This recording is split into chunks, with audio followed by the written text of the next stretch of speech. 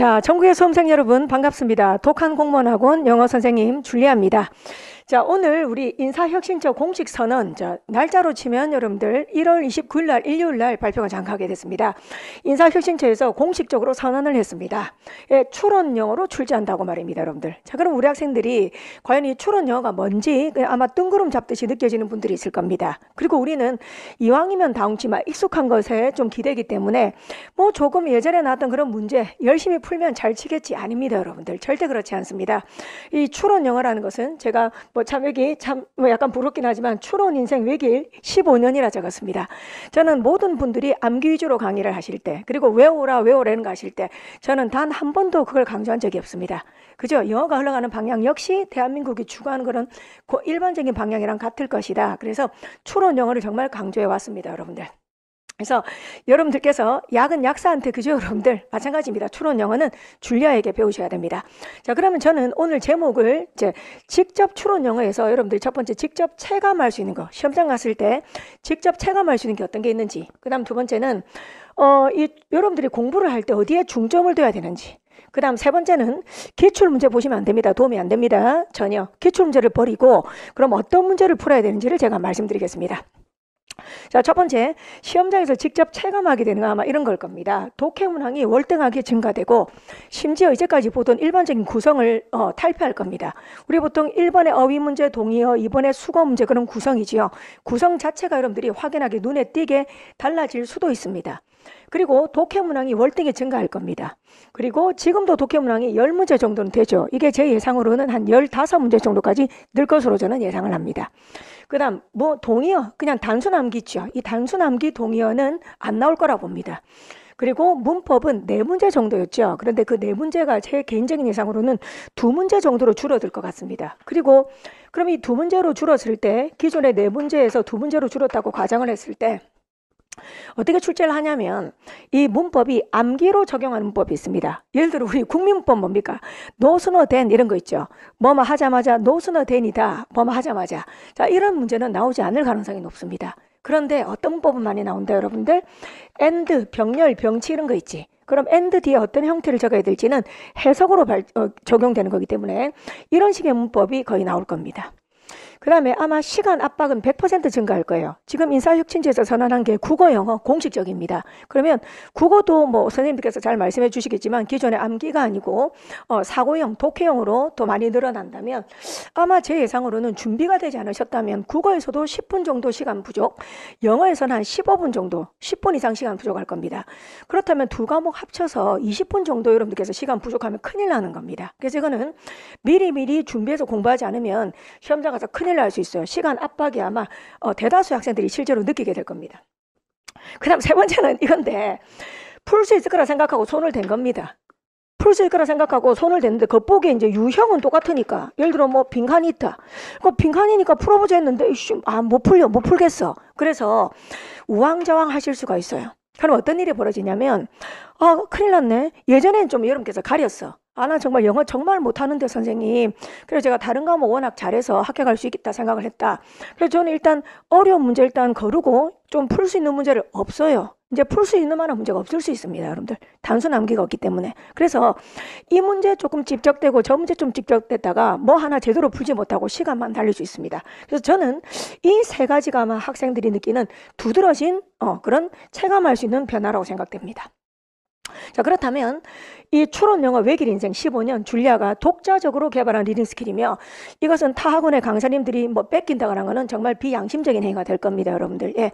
자, 여러분들 이건 자신 있게 제가 말씀드립니다. 여기 적은 거는 일부입니다. 제가 개발한 리딩 스킬들, 이 리딩 스킬들은 단순하게 여러분들 빈칸 위주로 읽어라 그런 헛소리 하는 게 아닙니다. 그 다음에 예를 들어 영어는 두 가지씩이다 이런 건 전혀 개발이 연구가 안 된 말들입니다. 저는 실제로 여러분들이 가려운 부분을 긁어줄 수 있도록 시험장에서 직접 적용되는 그런 스킬을 개발하고 엄청나게 노력을 했습니다. 그래서 이 분야에서는 한 획을 끈 사람이라고 생각이 듭니다. 그 증거는 어디 있냐면, 대부분 추론 영어가 지금 뭐냐면 국회직이랑 경찰대입니다. 다시 한번 말씀드립니다. 제가 여기에 대해서 자신 있게 말씀드린 증거입니다. 증거 이거는. 예, 증거입니다. 말로 하는 게 아니고. 추론 영어로 대놓고 내는 부분이 바로 국회직입니다. 그리고 또 경찰대입니다. 여기 해설한 거는 국회직은 저밖에 없습니다. 계속 10년 동안 해설을 한 사람은 저밖에 없어요. 여러분들. 그리고 경찰대도 해서 오는 거 보십시오. 차원이 다를 겁니다, 여러분들. 여러분 비교를 해보시면 됩니다. 그럼 제가 이제 말씀드려 볼게요.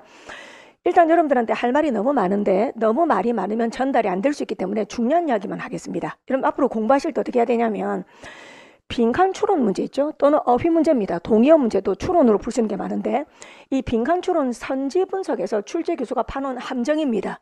즉 여러분들이 이 7개의 능력이 부족한 걸 알고 있어요. 다시 출제위원들은 여러분들이 이 1번에서 7번까지 이 능력이 부족한 걸 알고 있어요. 그래서 여기에서 여러분들께서 함정을 봤다 생각하시고 반대로 여러분께서 노력하셔야 됩니다. 첫 번째는 뭐냐면 주체 적합성을 반드시 고려하고 답을 고르세요.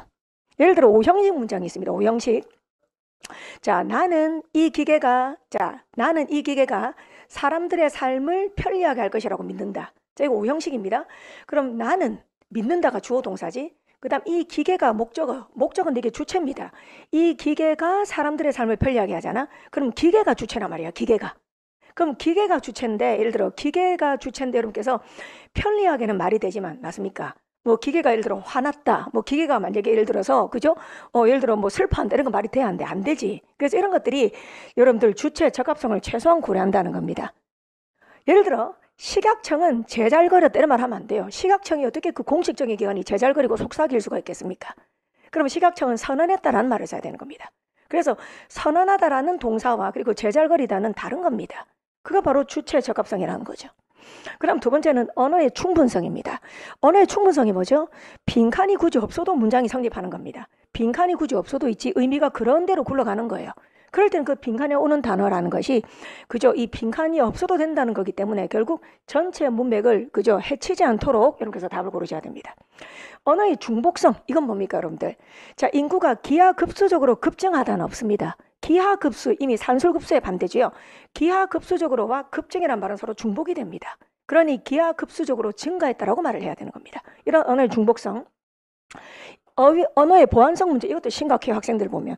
자, 이게 무슨 말이냐면 우리 학생들이 답을 틀렸을 때 빈칸 추론에서 그게 틀린 이유는 여러분들이 쓴 오답이 답이 되려면 또 다른 단어가 추가가 돼야 된다는 겁니다. 다시 단어를 더 보충하고 보완해야 문장이 성립한다는 겁니다. 그게 언어의 보완성입니다. 그 다음 시간의 소동관계입니다. 여러분들 예를 들어 관행이라는 단어가 뭐죠? 관행. 관행은 미래성입니까? 여러분들 과거입니까? 과거지. 맞습니까? 네, 그래서 관행이라는 것은 과거부터 이어져 오는 거잖아. 그런데 어떤 해석을 했는데 내용이 미래다. 그럼 관행을 쓸 수가 없는 겁니다. 그런 시간상 생각하셔야 됩니다. 그 다음 공적 사적은 뭐였죠? 이건 그냥 쉽게 적은 말인데 여러분들 예를 들어서 있잖아. 공적 뉴스 기사를 보면서 추상적이고 철학적으로 읽으시면 안 돼요. 또 반대로 철학적이고 그런 글을 읽으면서 딱딱하게 그죠? 여러분들 번역하시면 안 됩니다. 예를 들어 셰익스피어가 쓴 작품을 읽으면서 그죠? 표면적 번역을 하고 있으면 안 됩니다. 그래서 사실적인 글을 읽을 때와 그 다음에 또 감상적이고 추상적 글을 읽을 때 태도가 달라야 된다는 겁니다. 그 다음 단순히 어조가 아니고 어조의 수입니다. 어조는 5개입니다. 어조가 없다, 그 다음 좋다 플러스 매우 플러스, 그 다음 마이너스 매우 마이너스. 여러분들 불행이라는 말하고 여러분들 완전히 바닥을 찍었다는 건 다르죠. 나 지금 약간 기분이 안 좋아요 라는 것하고 맞습니까? 그죠? 난 정말 나락에 빠졌어요. 다르다는 겁니다. 나 그냥 즐거워요 기뻐요 라는 거하고 나는 그죠? 환희를 느낍니다. 다른 겁니다. 그냥 기쁘다는 게 플러스라면 환희, 유포리아는 저 완전 매우 플러스가 되는 겁니다. 이렇게 어조의 수위도 생각하셔야 되는 거죠. 이렇게 여러분께서 생각을 하면서 앞으로 빈칸을 보시기 바랍니다. 그 다음 두 번째는 문장 관계 파악에 주력을 하셔야 됩니다. 우리는 보통 이제까지 구문 독해 잘못된 게 뭐냐면 한 문장을 보고 정확하게 하는 데 관심을 가져요. 제발 그런 걸 하지 마세요. 이 한 문장이 의미가 없어요. 그 앞문장과 뒷문장 속에서 관계를 지니기 때문에 의미가 있는 거지 이 합문장 자체는 의미가 없습니다. 그렇다면 앞, 뒷문장의 관계를 파악하려면 일부러 접속부사 넣는 연습을 많이 하세요. 즉, 그러나, 그러므로, 왜냐하면 이런 거 있지. 그런 접속부사 넣는 연습을 많이 하십시오. 그 다음에 여러분들 추론 영어다. 이게 무슨 말이냐면 글을 이해하는 힘도 있어야 되는 거거든. 그러면 표면적 번역을 하시면 안 됩니다. 요약을 즐겨야 됩니다. 맞습니까? 그럴 때 요약의 종류 한 문장을 요약할 수도 있고 그 다음에 한 단락을 요약할 수도 있고 글 전체를 요약할 수도 있습니다. 평소 때 요약을 즐겨야 됩니다. 그 요약이 정확해야 되겠죠. 그 다음 네 번째입니다. 자, 이게 제일 여러분한테 도움이 될 것 같은데 특히 제가 제일 도움이 되는 거라면 특히 1번, 4번 추론력 강화, 어휘 추론력 있지. 특히 어휘 추론력 강화에 도움을 주는 지문을 여러분께서 고르실 수 있습니까? 자, 여러분들 자, 무슨 말이냐면, 예를 들어, 여러분께서 만약에 있잖아요. 뭐, 일반 지문이나, 뭐, 영자신문, 우리나라 국내 영자신문 들어가잖아요. 도움이 안 돼요. 왜 그러냐면, 거기 만약에 한 단락에 전체 단어 수가, 어휘 수가 250단어가 있었다 쳐. 250단어. 그런데 그 중에서 그냥 의역하거나 그냥 단순하게 번역하니까 그냥 되는 거고, 즉, 의역을 해야 될 단어가 너무 없는 거지. 그러니까 쉽게 말하면 단어의 사전적 의미, 다시 단어의 본래적 의미 그대로 그냥 우리말로 옮기면 되는 거 있죠. 이런 거는 지금 시험에 전혀 도움이 안 됩니다. 자, 그렇다면 뭐 해야 되냐면 전체 어휘치, 전체 어휘 중에서 적어도 5분의 1 정도 있잖아. 5분의 1 정도. 5분의 1 정도는 추론할 수 있는 지문을 골라야 됩니다. 예를 들어 전체 250단어가 있단 말이야. 그 지문에. 자, 그런데 우리 학생들 그 중에서 한 50단어 정도는 우리말로 그냥 옮기니까 이상해. 맞습니까? 그래서 여러분들을 고민하게 만드는 그런 지문이 좋다는 겁니다. 지금 보니까, 이 단어가 지금 보니까, 이 문장에서는 예를 들어 컴프로마이즈가 타협하다, 절충하다 맺는 게 아니고 손상시키다도 있죠. 그럼 지금 내가 이거 타협하다라고 하니까 너무 이상해. 그래서 뒤에 걸 보니까 손상시키다라고 해야 돼. 그래서 예를 들면 뜻이 2개 이상인 단어들, 뜻이 2개 이상인 단어들이 많아서 고민하게 만드는 지문. 그 다음에 비유적이고 상징적인 그런 글이 돼야 돼. 비유적이고 상징적, 다시 한번 말합니다. 비유적이고 상징적인 그런 글들이 많아서 이 단어의 속성 생각해야 되는 거지. 알겠습니까? 그럼 또, 이 단어가 지금 모르는데 추론 한번 해보자. 이 단어가 내가 지금 모르는 단어지만 어조가 어떤지 아니면 범주가 어떤지 추론해보자. 이런 지문이 돼야 된다는 겁니다. 그래야 지금 시험이 요구하는 그런 추론력이 월등하게 길러집니다. 다시 한번 강조하는 바, 추론력 강화에 도움을 주는 지문을 읽어라. 그렇다면 그 분량은 전체 어휘 한 5분의 1 정도는 추론할 수 있는 지문을 보도록 하자. 그겁니다. 됐나요? 네. 그 다음. 기출 문제를 버리고 이걸 풀자 그랬습니다. 여러분들. 자, 여러분들 이제 어쩌실 거예요? 국가직 9급만 특히 준비하시는 분들 어떻게 하실 겁니까? 국가직 9급만 준비하시는 분들. 자, 어떻게 하실 겁니까? 어떻게 하실 겁니까, 여러분들? 기출 문제 푼다고 도움 됩니까? 아닙니다. 인사혁신처에서 내년이 아닙니다. 올해부터입니다. 당장 2023년 4월에 치르게 될 시험부터 여러분들 달라진다는 겁니다. 그렇다면 괜히 기출 문제 풀면서 여러분들 뭐 그냥 자기 위안할 겁니까? 희망 고문하실 겁니까? 아니죠. 뭐 설마 달라져봤자 얼마나 다르겠어? 아닐 겁니다. 확 느끼실 겁니다. 시험장 가서. 그렇다면 저는 국회식 9급이 제일 좋다고 자신 있게 말씀드립니다.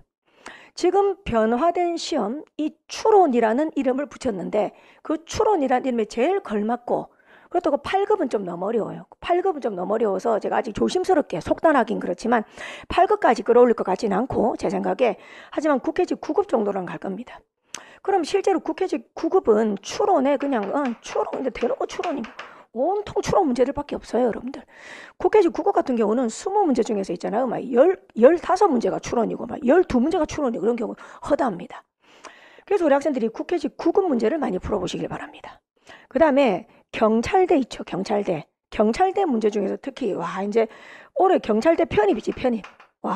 올해 끝내줍니다, 문제. 그래서 제가 지금 한번 적어드리면 2023년 올해 경찰대, 물론 2022년에 시험이 있었지. 2022년에 시험이 있었죠. 거기 시험 문제 한번 풀어보십시오, 여러분들. 네.